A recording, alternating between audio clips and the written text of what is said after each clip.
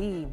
Foreign Affairs Cabinet Secretary Amina Mohammed says Kenya Airways will resume normal operations to Dar es Salaam following bilateral talks held by President Uhuru Kenyatta and Jakaya Kikwete of Tanzania. Tanzanian tour vans will also be allowed to access the Jomo Kenyatta International Airport as talks continue between the Foreign Affairs, Tourism and Transport ministries of the two countries. The three ministries, including President Kenyatta and Kikwete's chief of staff, will converge in Dar es Salaam in a month's time to try and work out on the disagreements that led to the reduction of Kenyan flights to Tanzania and the banning of Tanzanian tour vans from the JKIA.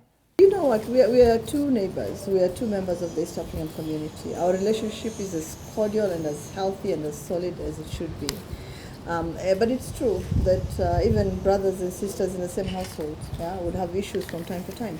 It's the way that you resolve them, the approach that you take, that actually makes all the difference. And because this was resolved in this manner, I think it actually underpins the strong relationship that exists between our two countries.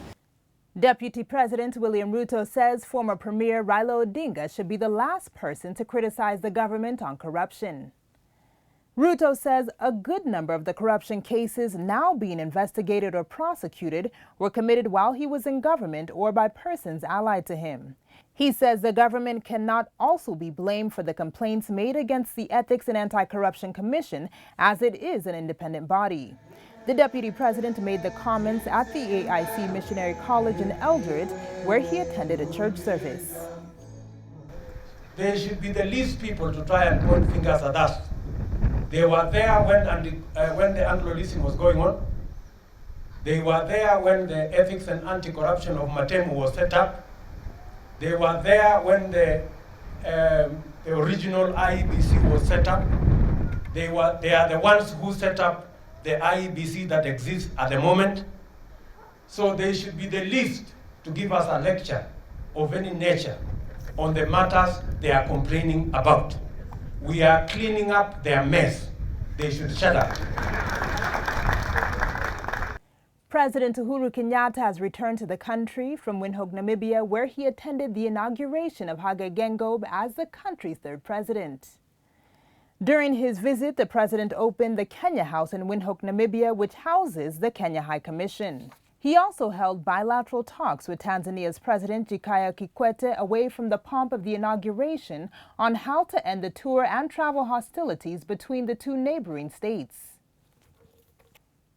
As the world marks Water Day, close to 8,000 people in Isiolo and Taita Taveta counties have benefited from two water projects funded by the Safaricom Foundation. The two communities of Badana in Isiolo County and Kangemi Mlilo in Taita Taveta County will now have access to clean, safe water for domestic and livestock use following the implementation of separate multi-million water projects in the two areas.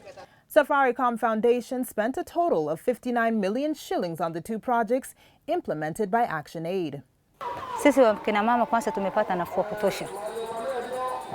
Maana kwenda kutafuta maji usiku na kurudi kesho kuchoka sana, hiyo kazi yote, hiyo shida yote imeisha.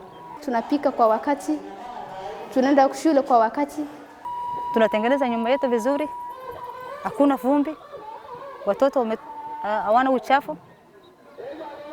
Tumepata raha ya kutosha tangu tulipata hii miradi.